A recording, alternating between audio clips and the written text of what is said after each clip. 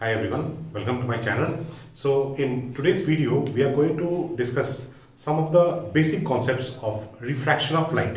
Okay. Now first we will understand what is the meaning of refraction. Now suppose this line represents the interface of two media. ठीक है, इसका मतलब क्या है, इस line के ऊपर एक मीडियम है और इस लाइन के नीचे एक दूसरा मीडियम है. ठीक है, तो this is suppose medium 1 and this is medium 2. ठीक है, और लाइट कैसे आ रहा है, लाइट ये ऐसे आ रहा है, मतलब नॉर्मली इंसिडेंट नहीं है. ठीक है, ऑब्लिक इंसिडेंस होना चाहिए. रिफ्रैक्शन के लिए कंडीशन है कि ऑब्लिक इंसिडेंस होना चाहिए. ठीक है, this is one important condition. तो ये इंसिडेंट रे है, ये हो गया इंसिडेंट रे. ठीक है, तो इस पॉइंट पे ये रे इंसिडेंट है, तो जिस पॉइंट पे ये रे इंसिडेंट है वहां पे मैं नॉर्मल ड्रॉ कर रहा हूं. ठीक है, ये जो नॉर्मल है, नॉर्मल टू द सरफेस है. ठीक है, अच्छा, तो ये नॉर्मल और इंसिडेंट रे के बीच में जो एंगल है, ये हो गया angle of incidence. Okay, now if the ray is travelling from medium 1 to medium 2, अगर ये दोनों मीडियम अलग अलग हैं, ठीक है, तो रे क्या होगा, ये रे आइदर टुवर्ड्स नॉर्मल बेंड होगा या अवे फ्रॉम नॉर्मल बेंड होगा, depending upon the nature of the two media. ठीक है, अब मान लेते हैं कि जो मीडियम 1 है, this is the rarer medium, this is the rarer medium. Okay, and medium 2 is the denser medium. ठीक है, मतलब रेयरर मीडियम कैसे क्या हो गया, जैसे मान लेते हैं ये एयर हो गया. ठीक है, या एयर हो सकता है या वाटर हो सकता है. ठीक है, डेंसर मीडियम मतलब जैसे ग्लास हो गया. ठीक है, मतलब एयर इज रेयर, इसको रेयर कब बोलेंगे, कंपेयरिंग टू ग्लास. मतलब ग्लास के साथ अगर कंपेयर करते हैं तो एयर हो गया आपका रेयर मीडियम, ग्लास हो गया डेंसर मीडियम. सिमिलरली अगर वाटर है, यहाँ पे ग्लास है, तो वाटर रेयर मीडियम, ये हो गया डेंसर मीडियम.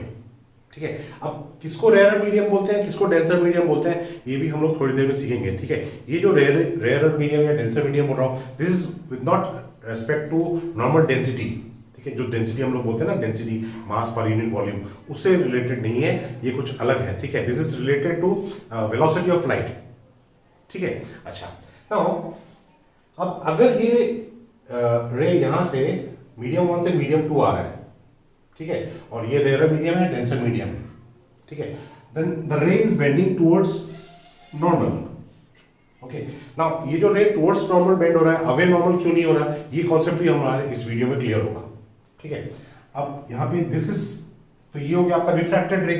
ठीक है, ये हो गया refracted ray, this is called refracted रे. तो ये रिफ्रैक्शन क्या हो गया, रिफ्रैक्शन का मतलब है कि जो ऑब्लिकली इंसिडेंट रे है, ठीक है, and this obliquely incident ray, it is travelling from one medium to another medium, it undergoes a change in velocity, it undergoes a change in direction. ठीक है, यहां पे चेंज इन डायरेक्शन तो नजर आ रहा है, चेंज इन वेलोसिटी भी नजर आने वाला है थोड़ी देर में. ठीक है, तो अगर चेंज इन डायरेक्शन हो रहा है, एक मीडियम से दूसरे मीडियम रे जा रहा है और ऑब्लिक इंसिडेंस हो रहा है, ठीक है, मतलब नॉर्मल इंसिडेंस नहीं होना चाहिए. नॉर्मल इंसिडेंस का मतलब होता है कि जो इंसिडेंट रे है वो नॉर्मल के डायरेक्शन में आ रहा है. इंसिडेंट रे अगर नॉर्मल के डायरेक्शन में आएगा तो आई इक्वल टू क्या होगा, आई इक्वल टू 0 होगा. ठीक है, तो यहाँ पे रिफ्रैक्शन के लिए कंडीशन है कि this i should not be equal to 0 degree. ठीक है, i should not be equal to 0 degree. Okay, second condition क्या है, ये दोनों मीडियम जो दो है मीडियम, ये दोनों मीडियम अलग अलग होने चाहिए. ठीक है, सेम मीडियम नहीं होना चाहिए, क्योंकि अगर सेम मीडियम होगा तो रे अपना पाथ चेंज नहीं करेगा. ठीक है, तो रे का जो ये रे जो बेंड हो रहा है, ठीक है, so that property is called refraction of light. Refraction में हमारे पास दो लॉ है. ठीक है, फर्स्ट लॉ क्या है कि जो इंसिडेंट रे है, रिफ्रैक्टेड रे है और normal at the point of incidence, ये कोप्लेनर होंगे, they must lie in the same plane. Incident ray, refracted ray and normal at the point of incidence. अब नॉर्मल किसके साथ है, सरफेस के साथ, इंटरफेस के साथ. ठीक है, तो ये तीनों सेम प्लेन में लाई करेंगे. ठीक है, दूसरा लॉ जो है उसको स्नेल्स लॉ बोलते हैं, स्नेल्स लॉ. अब ये स्नेल्स लॉ क्या कहता है कि अगर ये जो मीडियम 1 है, यहां पे सपोज कर लीजिए कि रिफ्रैक्टिव इंडेक्स μ1 है, मीडियम 2 है, इसका रिफ्रैक्टिव इंडेक्स μ2 है. ठीक है। तो स्नेल्स लॉ क्या बोलता है कि जो μ1 sin i, μ1 sin i, it is this product, it is equal to μ2, ये जो एंगल है this is refracted ray, this is normal, तो रिफ्रैक्टेड रे और नॉर्मल के बीच में जो एंगल है वो है आर एंगल ऑफ रिफ्रैक्शन, ठीक है। ये हो गया एंगल ऑफ इंसिडेंस। तो μ1 sin i is equal to μ2 sin r, ठीक है। अब ये जो एक्सप्रेशन है ये अभी काफी बुक्स में ऐसे लिखा रहता है μ2 by μ1 is equal to sin i by sin r, refractive index of second medium divided by refractive index of first medium is equal to sin of angle of incidence divided by sin of angle of refraction। तो Snell's law चाहे तो आप ऐसे लिख लें या आप ऐसे लिख लें, ठीक है, whichever way you are convenient, ठीक है। बट आई विल प्रिफर, मतलब even your if you seek your NCERT में अगर आप देखते हैं तो वहां पे जो एक्सप्रेशन है स्नेल्स लॉ का वो ऐसे लिखा हुआ है। ये लिखते समय थोड़ा मतलब कंफ्यूजन होने का चांस कम है, क्योंकि यहाँ पे जब हम लिखते हैं μ2 by μ1, μ2 by μ1, अब μ2 by μ1 लिख रहा हूँ sign of this angle by sine of this angle, मतलब रेशियो उल्टा हो रहा है, μ2 by μ1 is equal to sign of this angle by sine of this angle. But ऐसे आप जब लिखते हैं तो ये मतलब क्या है, जैसे इस मीडियम का refractive index sine of this angle is equal to μ1 into sine i is equal to μ2 multiply by sine of this angle μ2 sine r, ठीक है। बट ये मतलब एक रिलेटिव चीज है, मैं ऐसे सोचता हूँ आप ऐसे सोच सकते हैं, but whichever way you are convenient, but thing is you should not commit a mistake, okay. अच्छा, अब ये हो गया स्नेल्स लॉ, ठीक है। अब यहाँ पे ये जो म्यू है, what is this mu, mu को हम लोगों ने क्या नाम दिया है, mu is the refractive index. अब ये समझते हैं रिफ्रैक्टिव इंडेक्स क्या होता है, refractive index it is also called optical density, optical density मतलब अगर रिफ्रैक्टिव इंडेक्स ज्यादा है तो इसका मतलब उसका मीडियम का ऑप्टिकल डेंसिटी भी ज्यादा होगा, ठीक है। अच्छा, ये जो रिफ्रैक्टिव इंडेक्स है इसको हम कैसे डिफाइन कर सकते हैं, जैसे यहाँ पे ये μ2 है, ठीक है, μ2 by μ1, μ2 by μ1 is equal to velocity of light in the first medium. Suppose यहाँ पे वेलोसिटी v1 है, यहाँ पे वेलोसिटी ऑफ लाइट v2 है, तो v1 by v2, v1 by v2। तो इसका मतलब क्या हो गया, इसका मतलब यह है कि अगर μ2 ग्रेटर देन μ1 है, ठीक है, μ2 ग्रेटर देन μ1 मतलब ये ऑप्टिकली डेंसर मीडियम है, ये ऑप्टिकली रेयर मीडियम है, ठीक है। म्यू रिफ्रैक्टिव इंडेक्स ज्यादा होने का मतलब है ऑप्टिकल डेंसिटी ज्यादा है, तो μ2 अगर ग्रेटर देन μ1 है तो इसका मतलब v1 ग्रेटर देन v2 होगा, this implies v1 greater than v2 होगा, ठीक है।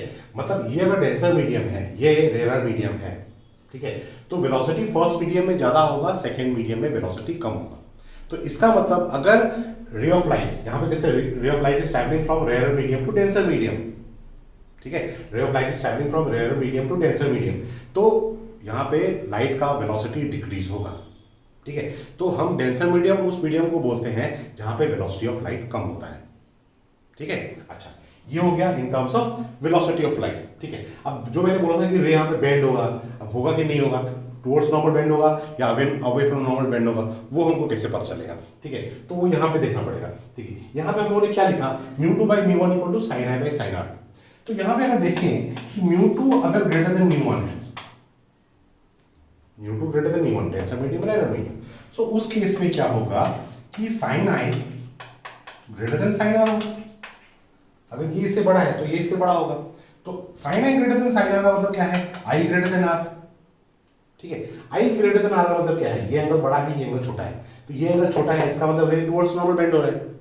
कब बेंड हो रहा है, जब μ2 ग्रेटर देन μ1 है, मतलब जब रे रेयर मीडियम से डेंसर मीडियम ट्रैवल कर रहा है, उस केस में द रे will bend towards the normal, ठीक है। सो अभी हमको समझ में आ गया कि रिफ्रैक्शन के केस में क्या हो रहा है कि जो रे है वो पहली चीज है वो ऑब्लिक इंसिडेंट कर रहा है, ठीक है, वो टेढ़ा आ रहा है, ऑब्लिक मतलब टेढ़ा, obliquely incident, okay. And when it is travelling from one medium to another medium, it is undergoing a change in its direction, उसका डायरेक्शन चेंज हो रहा है, उसका वेलोसिटी चेंज हो रहा है।